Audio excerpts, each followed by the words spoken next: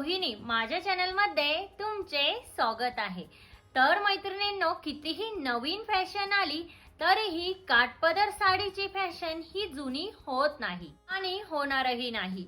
Maharashtrian look म्हटलं की आपल्या समोर येते ती म्हणजे काठपदर साडी।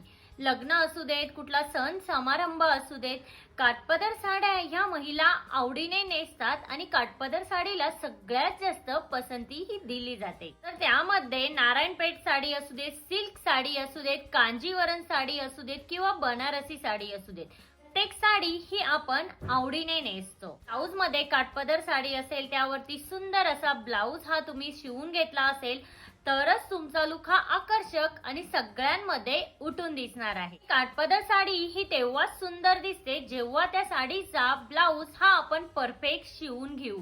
पारंपरिक साडीवरती तुम्ही हवे तसे ब्लाउज हे स्टिच करून घेऊ शकता। खूप सुंदर सुंदर अशा डिझाईन्स तुम्ही स्टिच करून घेऊ शकता। काही लेडीज काय करतात की तेच काकूबाई सारखे ब्लाउज हे काठपदर साडीवरती स्टिच करून घेतात। आता बघा, काठपदर साडी ही कितीही महागडी असू देत, बट त्यावरती तुम्ही ब्लाउज हा व्यवस्थित स्टिच करून घेतला नाही तर तो लुक आपला तिथे अजिबातच चांगला दिसत नाही। या उलट पण जर तुम्ही स्वस्तातली एखादी साडी घेतली आणि त्यावरती ब्लाउज हा छान असा मस्त डिझाईनचा स्टिच करून घेतला तर त्यावरती तुमचा लुक हा परफेक्टच दिसणार आहे। म्हणूनच आजच्या व्हिडिओमध्ये आपण बघणार आहोत काठपदर साडीवरच्या ब्लाउज वरती आपल्याला काय डिझाईन्स या करता येतील जेणेकरून साडीमध्ये आपला लुक हा सगळ्यांमध्ये उठून दिसेल आणि अट्रॅक्टिव्ह दिसेल। त्याचबरोबर साडीविषयी मी आजच्या व्हिडिओमध्ये तुम्हाला काही टिप्स देखील या सांगणार आहे। तर आजचा व्हिडिओ हा स्किप न करता शेवटपर्यंत नक्की बघा। त्यामध्ये सध्या काठपदर साडीवरती बोट नेक स्टिच करून घेण्याची फॅशन ही खूप जोरात चालू आहे। कारण काय होतं की बोट नेक जर तुम्ही काठपदर साडीचा स्टिच करून घेतला तर तुम्हाला त्यावरती जास्त ज्वेलरी वेअर करण्याची गरज लागत नाही। त्यावर तुम्ही फक्त इयरिंग्स घातली तरीही तुमचा लुक हा डिसेंट आणि सुंदर दिसतो। त्यामध्येही ज्या लेडीज ह्या हेवी वेटच्या आहेत त्यांनी नेहमी लक्षात ठेवा, ब्लाउजचा बोट नेक स्टिच करून घेताना तो थोडासा पसरत स्टिच करून घ्या जेणेकरून बोट नेकच्या डिझाईन मध्ये तुमचा लुक हा स्लिम दिसेल। काय होतं की तुम्ही ऑलरेडी हेवी वेटच्या असता आणि त्यामध्येही तुम्ही जर बोट नेक हा गळ्याला चिकटून स्टिच करून घेतला तर तुम्ही हेवी वेटच्या असल्यामुळे ऑब्विसली तुमच्या मानेची उंची ही कमीच असणार आणि तुम्ही जर बोट नेक हा गळ्याला चिकटून घेतला तर तिथे तुमचा लुक हा आणखीनच जाड दिसून येईल। त्यामुळे तुम्ही जर हेवी वेटच्या असाल तर बोट नेक स्टिच करून घेताना तुम्ही थोडासा पसरत स्टिच करून घ्या। उलट जर तुम्ही बारीक असाल, स्लिम असाल तर तुम्ही बोट नेक जो आहे तो गळ्याला चिकटून घेतला तरीही हरकत नाही। त्यामध्ये तुमचा लुक हा सुंदरच दिसणार आहे।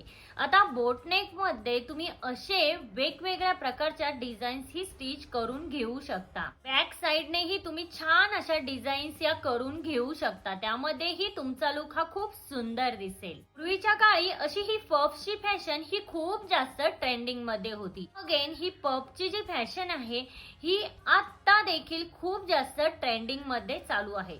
तर तुम्ही अशा प्रकारचे सेमी पफ, शॉर्ट पफ किंवा लॉंग पफच्या स्लीव्ज सुद्धा स्टिच करून घेऊ शकता। त्यामध्येही तुम्ही जर खूप जास्त बारीक असाल तर तुम्ही मोठ्या पफच्या स्लीव्ज या स्टिच करून घेऊ शकता, त्यामध्ये तुम्ही खूप सुंदर दिसाल। जर तुम्ही हेवी वेटच्या असाल तर तुम्ही छोट्या पफच्या स्लीव्ज या स्टिच करून घेऊ शकता। तर त्यामध्ये तुम्ही सेमी पफ स्टिच करून घेऊ शकता किंवा अशा प्रकारे प्लेटेड पफ्स ही तुम्ही घेऊ शकता। तुम्ही तुमच्या आवडीनुसार ब्लाउज हा स्टिच करून घेऊ शकता। जर एखाद्या लग्नासाठी किंवा स्वतःच्या लग्नासाठी ब्लाउज हा स्टिच करून घेणार असाल तर तुम्ही पफच्या स्लीव्ज ह्या नक्की स्टिच करून घेऊ शकता। त्यामध्ये तुमचा लुक आकर्षक आणि सुंदर दिसण्यासाठी नक्कीच मदत होईल। जर तुम्हाला काठपदर साडीचा ब्लाउज हा स्टिच करून घ्यायचा असेल आणि तुम्हाला नेक मध्ये डिझाईन्स बनवायच्या असतील तर तुम्ही काय करू शकता, ब्लाऊजच्या स्लीव्ज ह्या सिंपल ठेवू शकता. आणि या उलट जर तुम्हाला ब्लाऊजच्या स्लीव्जला वेगवेगळ्या डिझाईन्स ह्या ट्राय करायच्या असतील तर तुम्ही ब्लाऊजचा नेक हा सिंपल ठेवू शकता. यामध्येही तुमचा लुक खूपच सुंदर दिसेल. ब्लाऊजच्या स्लीव्ज आणि नेक ह्या दोन्हीलाही डिझाईन केली तर त्यामध्ये तुमचा लुक हा थोडासा डल दिसेल. त्यामुळे तुम्ही काय करू शकता, स्लीव्ज किंवा नेक अशा प्रकारे एकाच ठिकाणी तुम्ही डिझाईन्स ही बनवून घेऊ शकता. काठपदर साडीवरती कॉन्ट्रास्ट ब्लाऊज सुद्धा स्टिच करून घेऊ शकता. आता ब्लाऊजला तुम्ही लेसही लावू शकता, लेसची डिझाईन्स ही करू शकता.